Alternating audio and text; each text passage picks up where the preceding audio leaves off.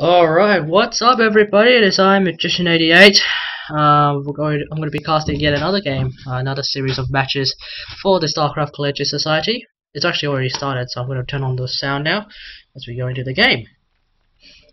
Alright, so in our bottom left hand corner we have the blue Zerg. It is xLorDneXbx, or whatever. And in our top left hand corner we have our teal Protoss called Spiralee. And yes.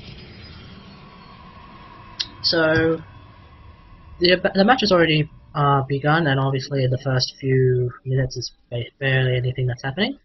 This is of course going to be a PvZ or ZVP.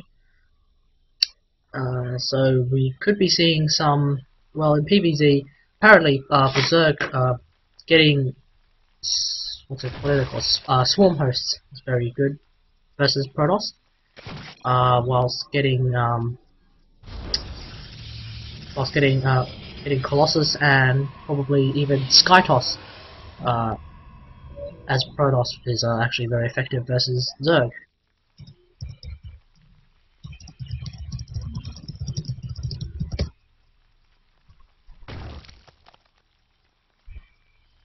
So it looks like we're going to be seeing an early expansion for our Zerg player,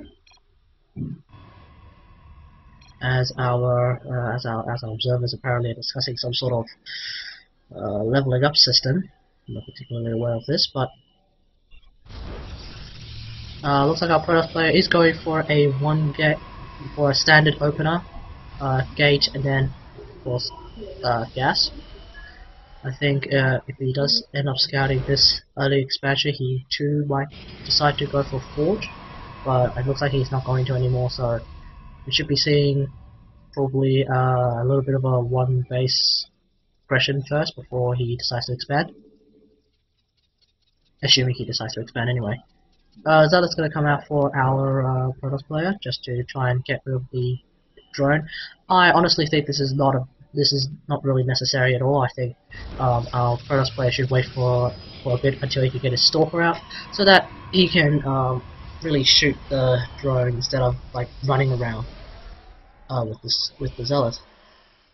The drone does have about 2.81 movement speed, which I think is almost the exact same as that of the Zealot. Looks like our Zerg player's mouse has died, so let's have a look here. Our Zealot actually moves slower than a drone, which is why I think sometimes for Protoss players you shouldn't get a Zealot to chase the drone.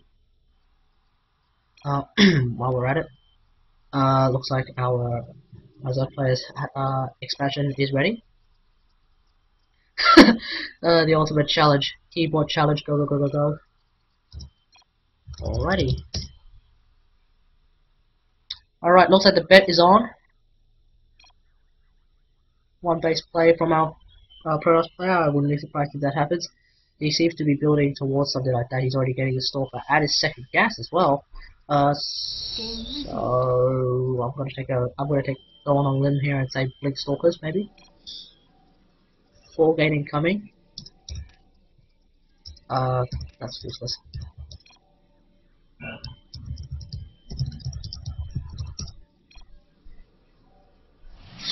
Nope, looks like there's nobody on gas right now, so we could be seeing an expansion from our Protoss player. He's definitely saved enough minerals, as you can see here. But he's also saving a lot of chrono boost on his Nexus as well, so looks like he is going to drop down 2 gateways. I think if he decides to drop down he's going to actually go for a 4 gate. So this should end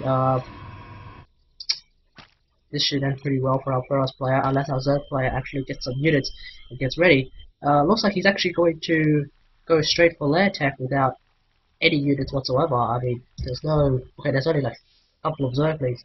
That's not going to help at all.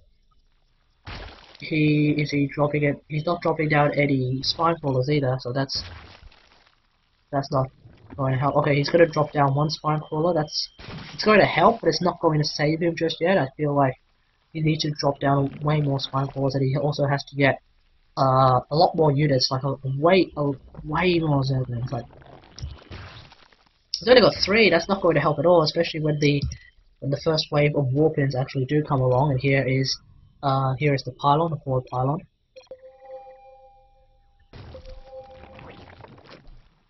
That is of course pretty far back, but still.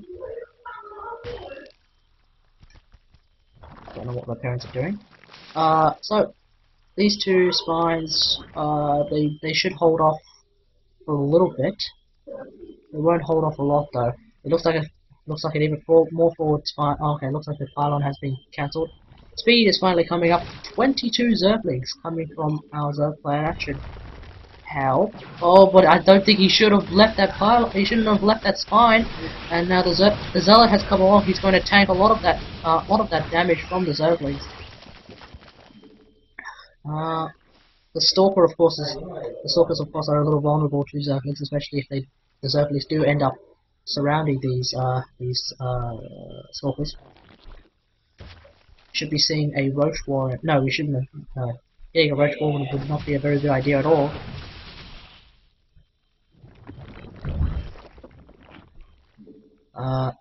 But it looks like there's going to be a lot of Stalkers here and 2 Zealots. That should help.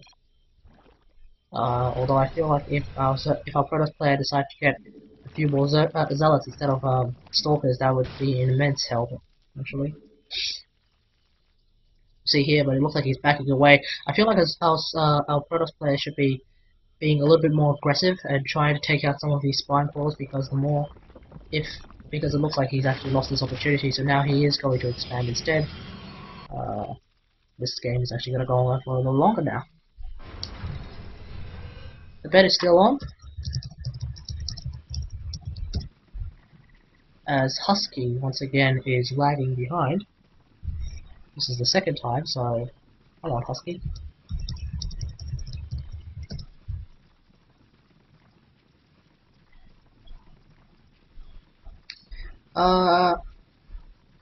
So yeah, okay, I did actually start this cast more or less just a little bit into the game, so I think I'll take this opportunity to say that this is once again a round of games in the StarCraft Collegiate Society tournament, which is basically a tournament that we are holding amongst students from all the universities in New South Wales.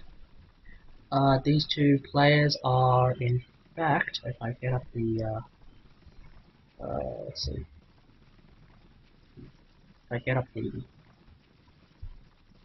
table here.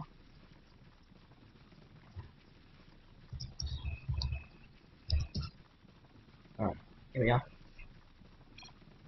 Okay, if we get up the table here, Spiralee is a gold player, whilst xLorDneXbx, or whatever his name is a diamond player. So obviously, it looks like our diamond player, our Zerg player, is heavily is going to be favored.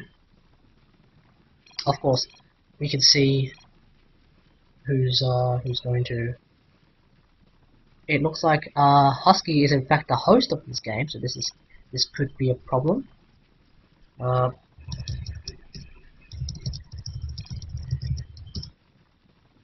We're gonna have to actually we're gonna have to resume from replay.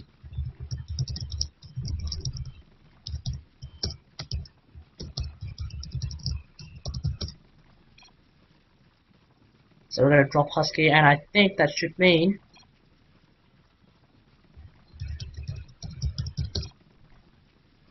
okay, ready? We're gonna drop Husky. Oh no, looks like we're still playing.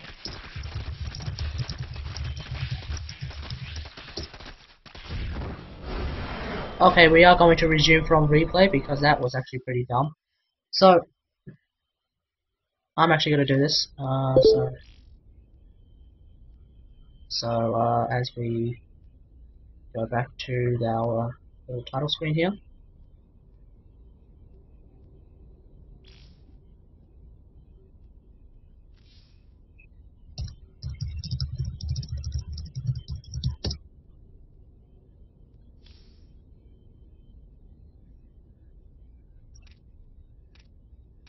Recover game.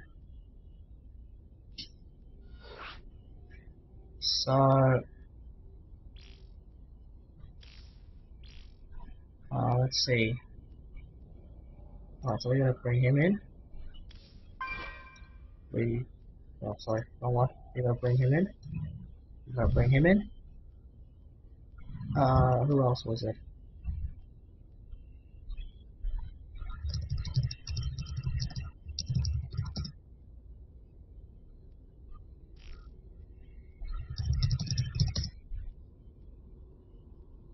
Uh,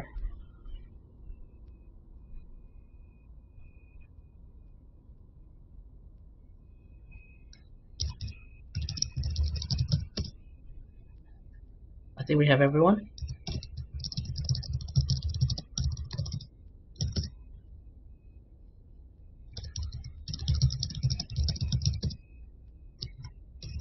Phantom, we're missing Phantom. Okay, what's Phantom? Here he is.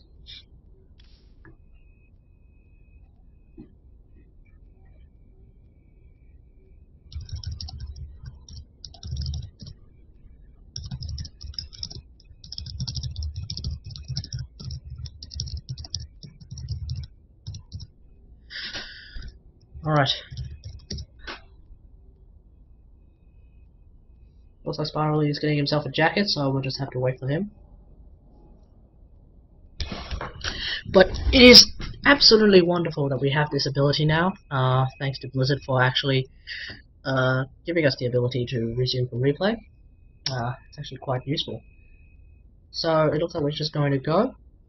So now, actually, let's have a look at what it is.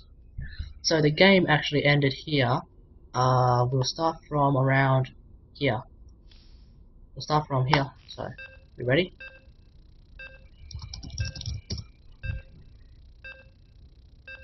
Oh, probably should have started a few seconds earlier. Would have helped, but no matter. So once again, it is going to continue to be our PvZ. Yeah.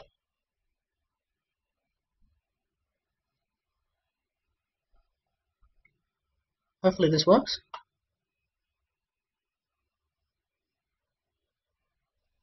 So now we are recovering. I'm not sure what those sounds are. Oh, hang on, I can actually bring them up from here, can I? Strange, I can actually see them, but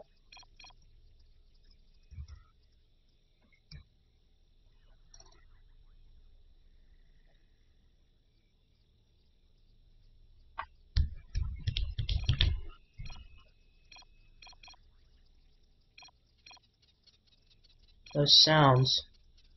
You know what? Those sounds could actually be from the game itself. Actually, as we kept talking. Oh yeah, yeah. All the sounds. The game is literally playing at times 8 speed, most likely. And obviously, we don't want to show the players what everybody else was doing. So, all right.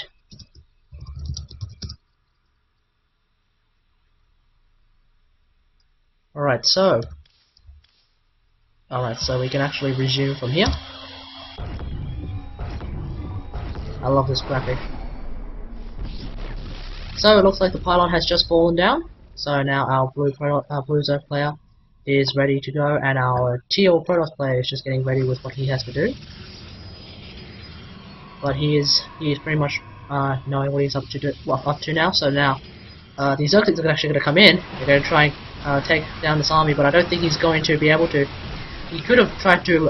He should have actually run by into the base. It's actually heavily undefended. Now he's going to lose all his lings to those stalkers and those zealots. I don't think that was a very good idea from our Zerg player. Spire coming down. Oh, that's a shame. It looks like I don't have my sexy UI this time. Let's see. Do I? Oops. As we take this little moment where nothing's actually happening, let's have a look here. Okay, so looks like the problem with resuming from replay is that you don't get to use your sexy UIs. That's a shame. I find it interesting that our Zerg player has decided to stick to Zerglings, even though it's not really working so well. Robo facility, Robo facility for our Protoss player is coming along. But again, I don't think this attack is going to work. I really think he should actually try and run by into this ramp, but he's losing a lot of Zerglings. If we bring up the units lost tab, it looks like it's going to be 62 units lost to 10, meaning, actually if we bring up the resources tab, I'm pretty sure is, whoops, yep. Let's have a look here. Units killed, minerals, army supply. Oh, okay, so if we bring up the units lost tab, the units lost seems to be favoring our Protoss player just a little bit though, actually. So maybe these lings are potentially the right choice. Although now that he's brought out mutas, this could actually swing in his favor, especially if he decides to try and do some economic harassment. But the income tab is showing that our Zerg player is actually earning a lot more than our Protoss player, which is good for our Zerg player as he is going for mutas now. He needs to have as many resources as he can to build enough mutas. He should actually try and swing around and do some economic harass, which is a good idea, but these Stalkers have actually come in just in time. I don't think these Stalkers will be enough to take out these mutas. They should just roll in and actually just kill all the probes. I wouldn't be surprised if our Protoss player decides to go for Phoenixes at some point. I'm surprised he actually didn't decide to go Sky Toss against Zerg. It's actually really, really effective, especially since Zerg doesn't exactly have a very good anti-air. But if you think about it, it's just mutas, hydras, and corruptors, and mutas are not very good versus a lot of Zerg air, a lot of Protoss air. Hydras are definitely not that great at shooting air, but they are pretty good at killing mutas.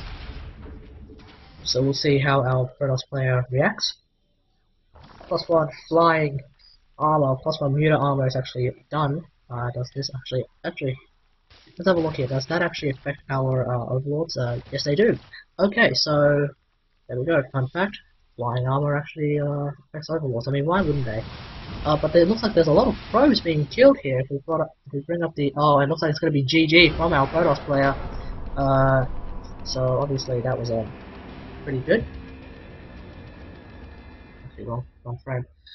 So I think obviously the thing that won the game for our Zerg player was in fact those mutas.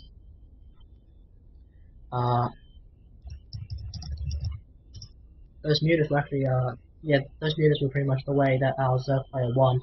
I think our Protoss player should try Sky Toss next.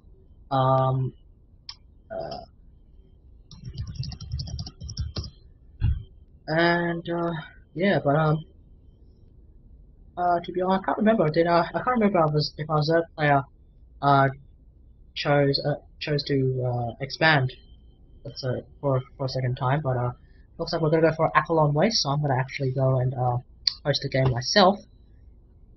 Now, let's see, Apollon Waste. Apparently, there's two maps. There's Apollon Flats and Apollon Waste.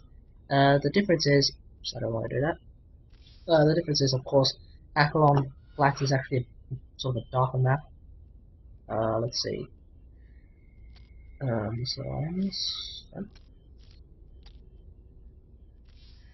this is a first. I haven't actually exactly done this before. Let's see. Oh, there we go. So as we begin to set up the game, as people are actually coming in, yeah. Alright. Do we want the Phantom as well? Let's see. Break in there as well. The thing was.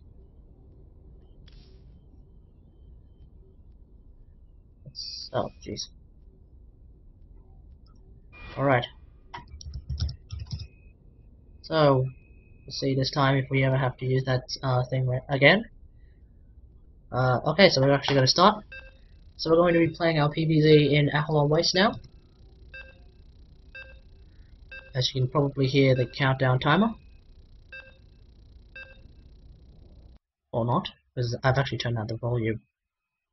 last time I did a cast, the sound was so loud that I couldn't actually hear my friend. Not entirely sure if I'm lagging. I don't know. Anyway, doesn't matter. So now, oh, my sexy UI is back. So in the top left-hand corner of Acheron Waste, we have Lord Nebs Nexbx or whatever his name is. We'll just call him Lord Nex. And in our bottom right-hand corner, we have our Protoss player Spiralee. So this time, usually this map actually has a very long rush distance, as you can probably tell. So I don't think we'll be seeing any one base aggression that quickly. Although we might see our Protoss player try and go for a 4-gate once again. I don't think this would be a very good idea. This pylon placement suggests that he might be force fast expanding and taking this expansion, obviously. So we'll see how it goes. He is, of course, going to scout early. Oh, he's actually going to scout all over the place. So that's cool. But apart from that, we'll see how the game goes. Yeah, we'll see how the game proceeds. Looks like he built his pylon really early. He hasn't even gotten his 10th drone 10th probe yet. So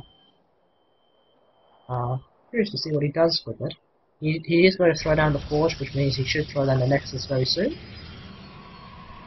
Usually he should throw down the nexus at about 14 supply. So we'll see how he rolls with that. Extractor first for our Zerg player. Looks like he's going to go for a 14-14 build. I'm not sure if this is a very good idea for our Zerg player, but we'll see how he pulls it off. Do note that our Zerg player is a Diamond League player, whilst our Protoss player is a Gold League player, so they do know what they're doing, I hope. We'll see how it works. Now I think this probe should actually go back to mining, and so you should bring probably another probe out. Well, now's not the time to bring another probe out, but yeah. This probe, I guess you can just leave it there. Spawning pool is actually going to finish very soon, so yes, the Nexus does come down, and if our Zerg player scouts this out, he should immediately double expand, but it looks like he's not actually going to see this at all, so let's see, two. Our Zerg player hasn't actually seen the Nexus here yet, so I feel like he may be walking into a trap. I think he should actually just scout out. Looks like he's just going to get speed and then just leave it like that because he has no gas anymore. Obviously the drones that were on the gas have gone back to mining minerals. I'm not sure if our Protoss player should let the drone see that he has a forge.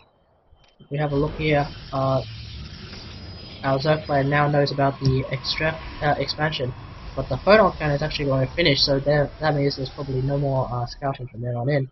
Immediately a hatchery is thrown down. I wouldn't be surprised if our Zerg player, I think our Zerg player actually should drop down another hatchery, not so much here, but probably here, because it's actually a lot easier to defend this hatchery with your forces just standing right here for the time being, until of course our Protoss player decides to get something like Colossus or Tempest or just air in general, which I think would actually be a good idea for our Protoss player, but we'll see how it goes. The Zerglings are actually getting free reign over this Nexus. I think our Protoss player should bring down about 4 probes to kill off the Zerglings, but it looks like these Zerglings are going to die to the photon cannon, so it's actually already got 4 kills somehow, so that's great. I think our Zerg player is just taking a little bit too long to throw down another hatchery. Although of course this expansion is not exactly mining yet, so I guess our Zerg player is not falling behind just yet. This pylon should mean that the only way to get through this wall is around about here. You never tell though, you really need to have the hex on. I don't think I can turn on the grid in the replay, so that's a shame. And it looks like we're not going to be seeing any engagements for about 2 minutes.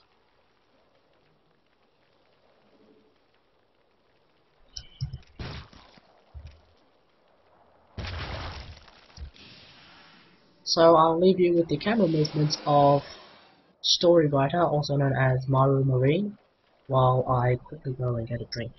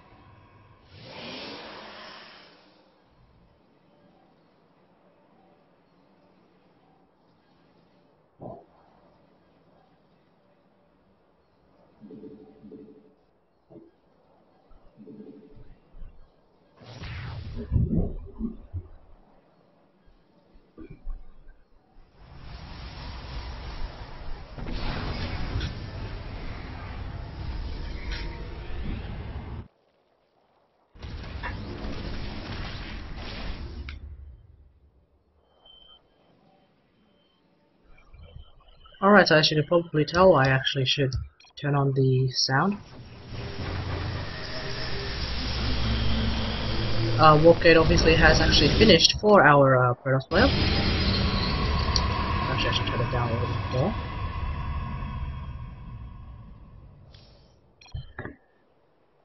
Looks like Protoss player is actually going to be going for a lot of gates here.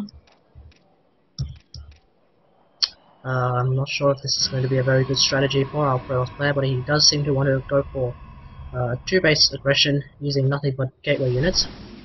These Zerglings are actually going to spot everything. I'm pretty sure he's actually seen them.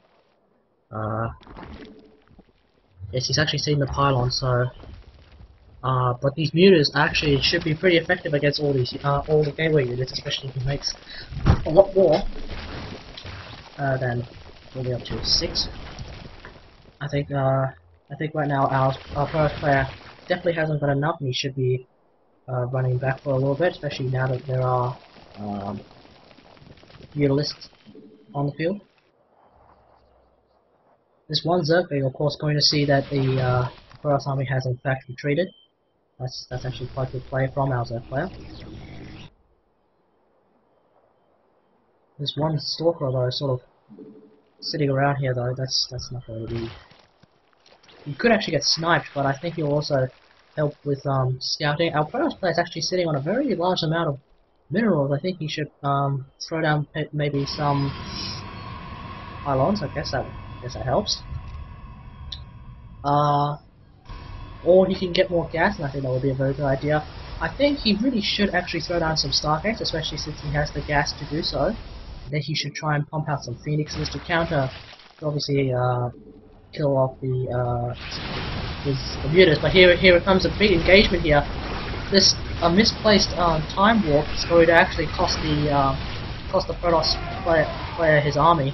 I feel like he should have actually recalled instead of trying to time warp, especially since time warp only works on land units, and he should be figuring out a way of killing off the mutalist army. Mutalist count is actually way too high right now, and I think unless it looks like it's going to be GG from our Protoss player, which means it's going to be 2-0. It's going to be 2-0 from our Zerg player. So I think in that game, once again, our Zerg player went for Mutalists, and that's sort of won in the game. I think our Protoss player should have thought of going for air. Dropping down that many gateways was probably not a good idea. I definitely would not have thought of that idea as well. Excuse me. So that pretty much makes it for this series. We'll see if anybody else is playing now. But until then, I will see you guys later. Thanks for watching. Subscribe to my channel for more tournament action, and I will attempt to actually. I will be uploading these games very soon. Well, actually, you're watching them, so of course I would have uploaded them by then. So, alright. Bye-bye.